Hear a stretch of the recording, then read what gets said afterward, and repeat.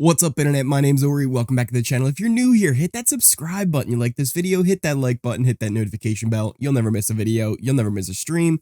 Today we're going over Digital Daily number 35 for BBCan11. And we've got some good info. Nominations have not happened yet, but we have a pretty good idea of who's going to be nominated and what some of the plans are. Could veto happen, and who would win veto, and the such of what their idea of what they would do would be. So let's start off with the top, and we actually got Kuzi searching books in the library. It's like, Kuzi, we've been there, we've done that. There's nothing else coming from it. Relax. It's already happened. You don't need to keep checking the books. We then move to the living room where Claudia, Shania, and Anika are kind of talking about Renee's game and how it will look to the jury, whose votes she would have and wouldn't have, where they were actually kind of saying that they think she would have a lot of the votes in jury, how Santina wouldn't vote for any of them, maybe Anika, but probably wouldn't vote for any of them. And then they start talking about how Kuzi was a little messy. So I think it was Nene and Claudia in the living room. Daniel was there as well. And Kuzi came and like begged for her life. She was like, pretty much like the same line she gave to Renee. I just want to come and beg for my life. They later went on to describe it more to Renee. So this is how we know exactly what was being said, where she was like, I'm just a poor girl. I don't need the big prize. I just want, the stipend that we get. And later on, Nene was like, that doesn't even make sense because you get that even if you're in jury anyway. And she's like, just keep me around till top 5. And she's like, Daniel was there too. And then she went over to like the big clock and was looking at the clock. And then she went in the library and was like looking for stuff. And they were just saying how awkward it was and how kind of weird it kind of was. So that happened earlier. Then we got Claudia and Ty, and she kind of fills them in on the same thing that Kuzi was doing. And then there was just a lot of talk about like what did happen in the game, not a lot of talk about what will happen in the game. So not much major came from that Claudia Ty conversation. We got a very long clip of Nene trying to wax her nostrils. She was warming up the wax and heating it with the hair dryer and then sticking it up her nose and plucking it out. She was bleeding at some points. It was a lot, but let's skip over that. We then got Daniel talking to Kuzi, just worrying about possibly going up and like what she's gonna do. And then we ended up getting just a cam talk with Daniel where he talks about maybe it might be in his best interest to volunteer to go up, because then he guarantees he plays in the veto. And he says, because if it ends up being, Kuzi not going up on the block, which it seems like Renee doesn't want to put Kuzi up, and Ty wins, it's him and Anika up on the block, and he knows he won't stay if it ends up being him and Anika on the block come eviction night. Daniel eventually goes to Ty, and he kind of talks through the same situation where he's like, should I just ask to go up?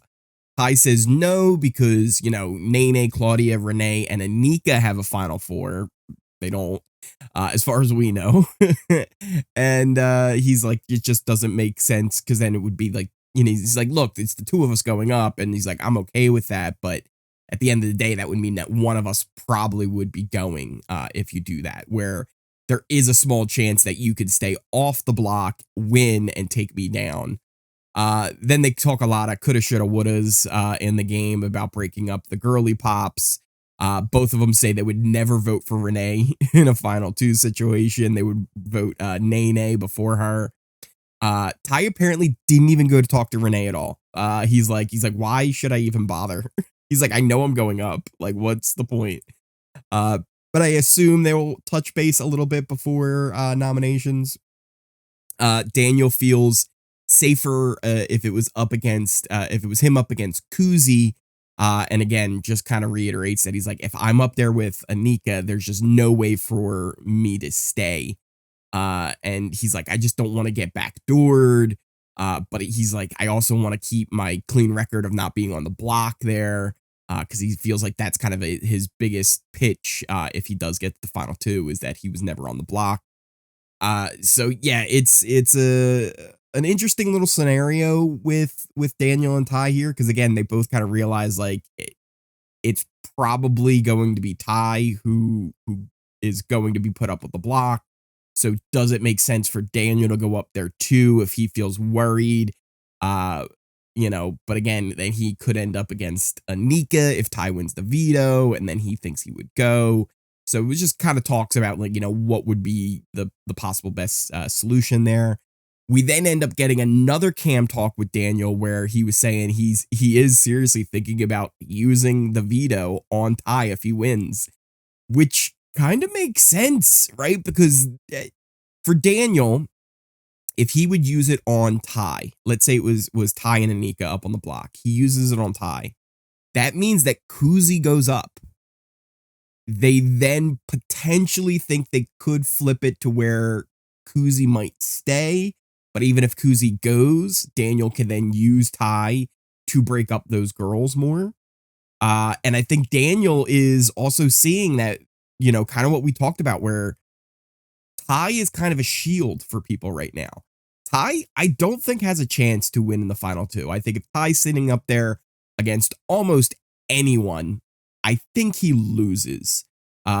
He probably has Dan's vote in some scenarios. I don't think he'll ever get Jonathan's vote. He probably won't get Santina's vote. And I don't think he might get Hope's vote. He might get Hope's vote in a scenario too. But I just don't see many scenarios where Ty actually would win in a final two. Maybe even if it was like Anika, I feel like the crown is all going to vote for Anika to win, and then you would probably have someone like Nene or Renee who would vote for Anika to win over Ty, and that's good enough, right? Like you don't need any more than 5 in a final two scenario. So if you have the crown, that's enough right there, and then one more just to give you the full on win with 5. And I would assume that she would probably get at least one other than Renee. So I just don't see many scenarios where Ty wins over anyone.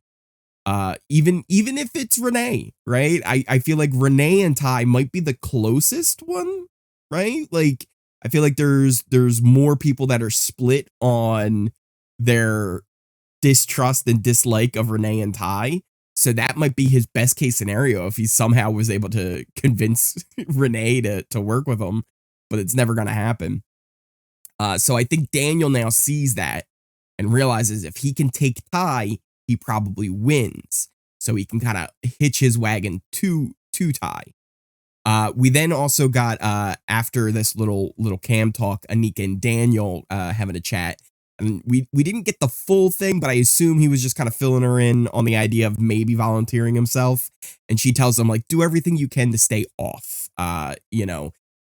She won't put Kuzi up. So if he can stay off, possibly win the veto, that's probably the best, because they then can maybe push for Kuzi to go up if Ty does win the veto and Daniel isn't up there. Because if Daniel is up there, it could just be Anika who goes up, and that would be the worst case scenario for the two of them. And they think he was kind of asking, like, what did Renee say when you had the conversation? And she says she thinks that the 4 of them are going to go after her next week. And I assume when she says 4 of them, she means the final 4 that Daniel and Anika made with Claudia and Nene. And Daniel's like, why does she think that? And Anika says, I think Kuzi put it in her head. And they're kind of like shocked about that. Really? So it's definitely moving towards that moment where Ty and Kuzi, one of them has to be leaving this week. I think from almost everybody in the game, they're realizing that, except for Renee. I think Renee sees Kuzi as someone she wants to keep off the block for now, just to kind of be a little bit of a shield for her as well. Again, kind of the situation where we're talking about Ty was being a shield for everybody.